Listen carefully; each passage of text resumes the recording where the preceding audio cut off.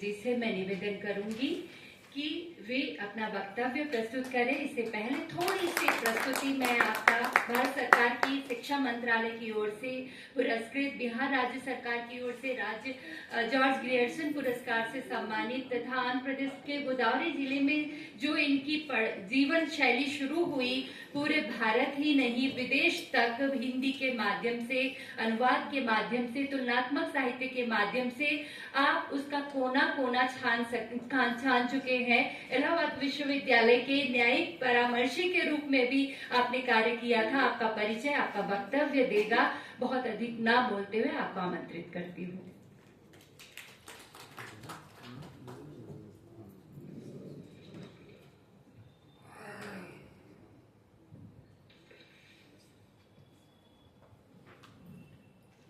सभाध्यक्ष और केंद्रीय हिंदी संस्थान आगरा के निदेशक भाई प्रोफेसर बाबूराव सुनील कुलकर्णी जी,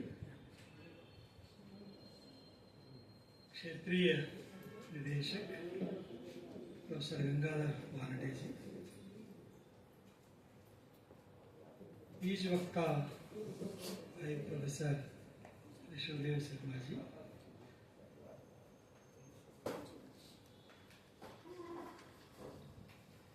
संस्थान के एसोसिएट प्रोफेसर फताराम नायक जी, सत्र संचालन करने वाले विदुषी डॉक्टर सुषमा देवी जी, सभागार में कई मित्र उपस्थित हैं।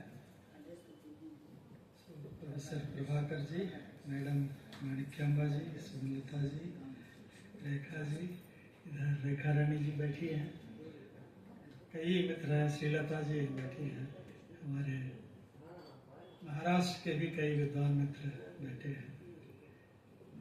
मित्रों, ये एक बहुत महत्वपूर्ण विषय है, साहित्य के माध्यम से मूलभूत कौशल विकास की चर्चा।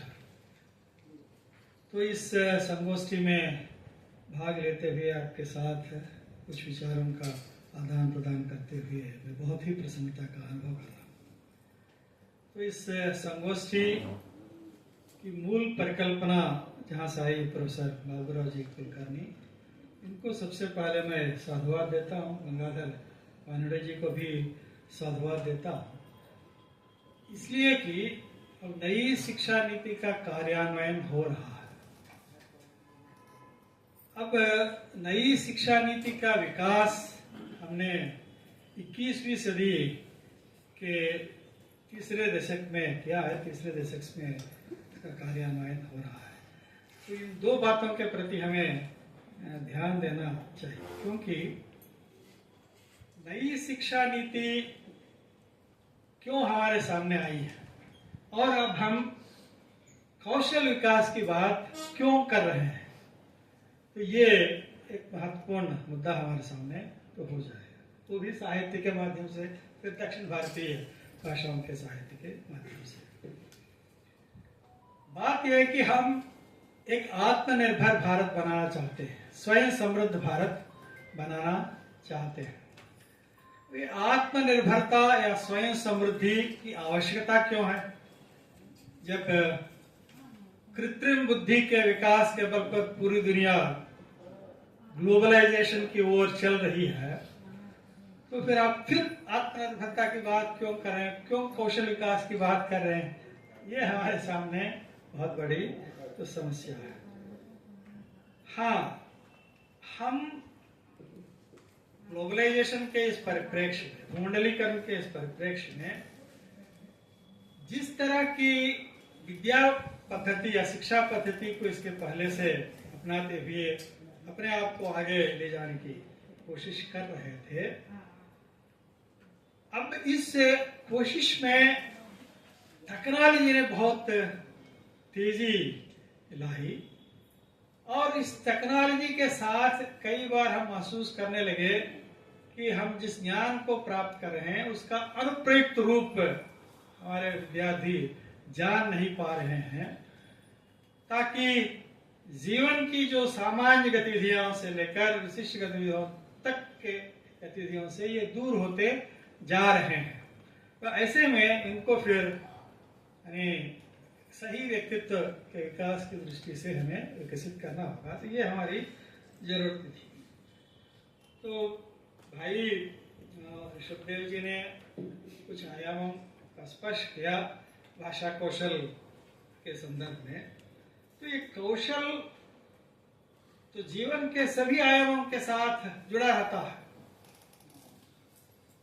अब इसमें कई बार कई आयामों को भारतीय जो परिप्रेक्ष्य माहौल है, इस माहौल में हमें विस्मृत कराया गया है कि हम कई चीजों को भूल गए हैं और पाश्चात्य के प्रभाव में या कई देशों के प्रभाव में हम बहते गए।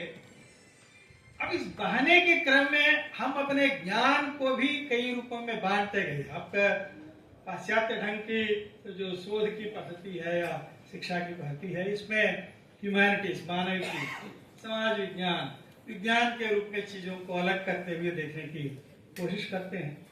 और बार बार तो जहां से तो ज्ञान की परंपरा पाश्चात्य शुरू हुई, दर्शन, इतिहास, कविता, फिर आगे विस्तार कई शाखाओं में। तो अब इस क्रम में कौशलों को कौन प्राप्त करता है, कितना प्राप्त करता है, कैसे समाज के लिए उपयोगी बनाता है, क्योंकि कौशल की बात तभी आती है जब लोक संप्रवृत्ति को लेकर हम आगे बढ़ने की कोशिश करते हैं। अब ये जो ज्ञान वाला जो क्षेत्र है पिरामिड टाइप का है। अब निचले स्तर पर बहुत सारे लोग रहते हैं, अब एकोन ऊपर होकर ऊपर ही चले जाते हैं।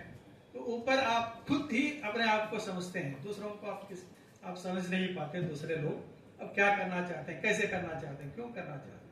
अब ज्ञान का एक अनुप्रयुक्त रूप, फिर इसके लिए आगे वर्गीकरण, इस वर्गीकरण का फलस्वरूप अलग अलग ज्ञान क्षेत्रों का विकास, ये सब हुआ था। अब इसी क्रम में अब इसमें पाश्चात्य में बार बार हम यथार्थ की जानकारी, यथार्थ ज्ञान प्राप्त करने की ओर जा रहे थे। अब इसी संदर्भ में भारतीय परंपरा की ओर आप ध्यान देंगे। भारतीय परंपरा में हम वास्तव में यथार्थ को ही जानना चाहते हैं, लेकिन इस यथार्थ को जानने वाले हम जो हैं, एक भौतिक व्यक्ति के रूप में तो हम हैं, हमारे साथ दूसरी ओर एक आध्यात्म शक्ति भी। हमारी ताकत कहाँ से, ऊर्जा कहाँ से आई, शक्ति कहाँ से आएगा, तो इसके बारे में भी हम तो सोचने लगे। तो विशेष रूप से भौतिक चिंतन के साथ आध्यात्म चिंतन की ओर भी तो हमारा ध्यान गया। तो फिर वहां से जीवन कौशलों को या जीने की प्रक्रिया को विकसित करने की या समझने की हमने कोशिश की। जीवन को हमने बांटा। तो फिर यानी बाल्य, यौवन, कौमार, वार्धक्य, उसके बाद अलग अलग अवस्थाओं में हमें क्या करना चाहिए, किस प्रकार के कौशलों को प्राप्त करने के, किस प्रकार के जीवन को अपनाने की जरूरत है, तो हमने ध्यान देने की कोशिश की। अब यहाँ यानी एक प्रकार के तनाव प्रधान समाज को विकसित क्यों करें, फिर तनाव प्रबंधन कौशल का विकास क्यों करें। भाई साहब, हमारे सामने बहुत बड़ी समस्या है। तनाव ही हमें नहीं चाहिए, चीजों को हम स्पष्ट रूप से समझते हैं, तो फिर आराम से हम जीवन यापन करते हैं। लेकिन क्या इस तरह का जीवन यापन लोग करने देते हैं, या जो दुनिया करने देगी, दुनिया का मतलब हम ही, तो हमारे अंदर ही बहुत सारी जो चीजें हैं, तो उसमें हमने क्लासिफाई किया था काम, क्रोध, लोभ, मोह, मद, मात्सर्य वगैरह। क्यों अपने आप को समझो, अपने जीवन का विकास करो। तो फिर ये अध्यात्म की ओर भी हमने ध्यान आकर्षित किया। इसी संदर्भ में हमने अपने आप को समझने की प्रक्रिया में इंद्रिय बोध को समझा, मन को समझा, बुद्धि को समझा, और इन सब के बावजूद या इन सब के साथ एक और आयाम है विवेक। विवेकपूर्ण जीवन जीना है तो कौशल की यहाँ जरूरत होती है। सबको साथ लेकर चलो। भाई साहब से मैं सुनील जी से चर्चा कर रहा था तो कौशल विकास के साथ अभी भी हम चर्चा कर रहे थे कि समरसतापूर्ण जीवन हमारे लिए आवश्यक है, तो समरसता को भी लेकर कुछ संगोष्ठियां आगे चलाएंगे। तो मैं बोला कि अब भारत भर में समरसता यानी बंधुता को लेकर भी साहित्य के माध्यम से बंधुता कैसे लाई जा सकती है, साहित्य के माध्यम से एकात्मता कैसे लाई जा सकती है। तो हमारा जो आशय है विश्व बंधुता या वसुधैव कुटुंबकम, इस ओर हम कैसे ले जाएंगे। साहित्य में ठीक है, भाषा की दृष्टि से भाषा कौशल है, लेकिन विषय वस्तु की दृष्टि से अलग अलग आंदोलन आ रहे हैं। तो वाद तर्क साहित्य का विकास हुआ, पुरानी साहित्यिक परंपराओं का, संस्कृत परंपराओं का प्रभाव भारतीय भाषाओं पर पड़ा, भारतीय साहित्य का विकास हुआ, अलग अलग आंदोलन उभर कर सामने आने लगे। इन आंदोलनों की देन क्या व्यक्तित्व विकास में है तो कितनी है, किस दिशा में हम इन आंदोलन के तहत समाज को विकसित कर रहे हैं, बहुत सारे प्रश्न हमारे सामने आते हैं। इस क्रम में ये एक महत्वपूर्ण विषय बन जाता है कि यानी जो वर्तमान परिप्रेक्ष्य है कृत्रिम बुद्धि के बल पर, इसको टेक्नोलॉजी अनुप्रेरित समाज बोल रहे हैं, इस समाज में दक्षिण भारतीय साहित्य, इसमें प्रधान रूप से एक बात मैं कहना चाहता हूँ, तो ये पंचतंत्र की कहानियां हैं, बहुत सारी कहानियां। आप बच्चों को हम बोलते हैं तो कौवा किस रूप में पानी पीता है, वहां भी कौशल है। अब सिंह को हमारा खरगोश कैसे मारता है, वो भी कौशल है, जो जीने का कौशल। कई बहुत सारी कहानियां हैं, पंचतंत्र की कहानियां ही नहीं। और जो हम बच्चों को क्रियाएं सिखाते हैं, छोटी छोटी क्रियाओं से लेकर बाल गीतों में, हर भाषा में, इसमें एक विशेष परंपरा तमिल की चली है। तो तमिल में जो संगम साहित्य है, तो उसकी विशेषताएं अलग अलग पर्यावरणीय प्रदेशों में किस रूप में जीवन का विकास होता है, जीवन का विकास करना चाहिए। खास विशेषता दक्षिण भारतीय साहित्य में हमें तमिल साहित्य में दिखाई देती है। फिर हमारे तेलुगु साहित्य में या कन्नड़ साहित्य में उसके अनुवाद के कई रूप हमें दिखाई देते हैं।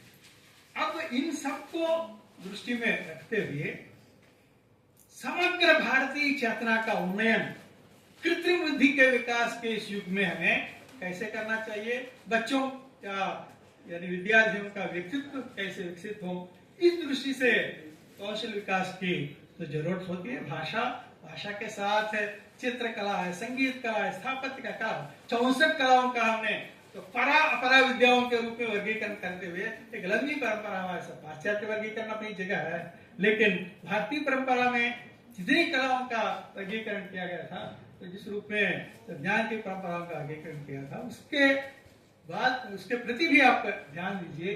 और इस विषय को लेकर आगे हम कैसे अध्यापन में इसको ला सकते हैं, विद्यार्थियों के व्यक्तित्व का विकास कैसे कर सकते हैं, इस दृष्टि से मैं समझता कि ये संगोष्ठी बहुत महत्वपूर्ण संगोष्ठी है। फिर एक बार मैं हमारे भाई सुनील बाबूराव जी कुलकर्णी जी को साधुवाद देता हूँ, फिर हमारे गंगाधर वांडे जी को साधुवाद देता हूँ। बहुत अच्छे विषय का इन्होंने चयन किया है। आगे भी हम समरसता, बंधुत्व वगैरह विषयों को लेकर जरूर चर्चा करेंगे। बहुत ही प्रासंगिक विषय है आज के लिए। तो मैं अपने केंद्रीय हिंदी संस्थान के पदाधिकारियों को साधुवाद देते हुए अपनी बात को ही समाप्त करूँ। बहुत बहुत धन्यवाद।